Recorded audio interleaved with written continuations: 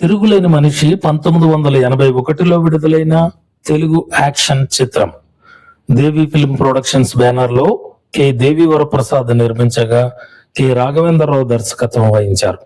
ఇందులో ఎన్టీ రామారావు, చిరంజీవి, రతి అగ్నిహోత్రి ముఖ్య పాత్రల్లో నటించారు. కెవి మహదేవన్ సంగీతం అందించారు.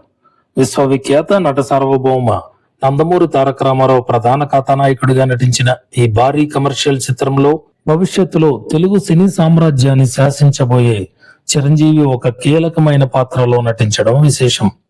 ఎన్టీఆర్ లాంటి మహానటుడితో స్క్రీన్ పంచుకోవడం, అది కూడా కెరీర్ తొలినాళ్లలో జరగడం చిరంజీవికి దక్కిన ఒక అద్భుతమైన అవకాశం.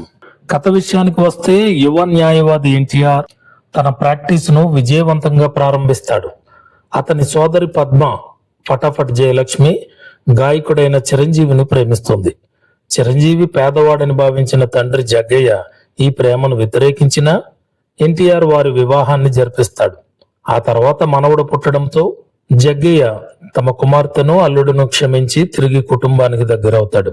ఇదే సమయంలో ఎన్టీఆర్ తన తండ్రి జగ్గయ్యకు బంగారం, వజ్రాల స్మగ్లింగ్ ముఠాతో సంబంధాలు ఉన్నాయని తెలుసుకుంటాడు.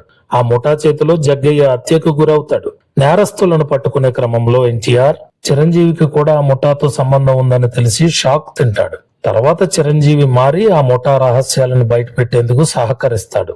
చివరికి ఎన్టీఆర్, చిరంజీవి కలిసి అసలు సూత్రధారిని గుర్తించి ముఠాని అంతం చేస్తారు.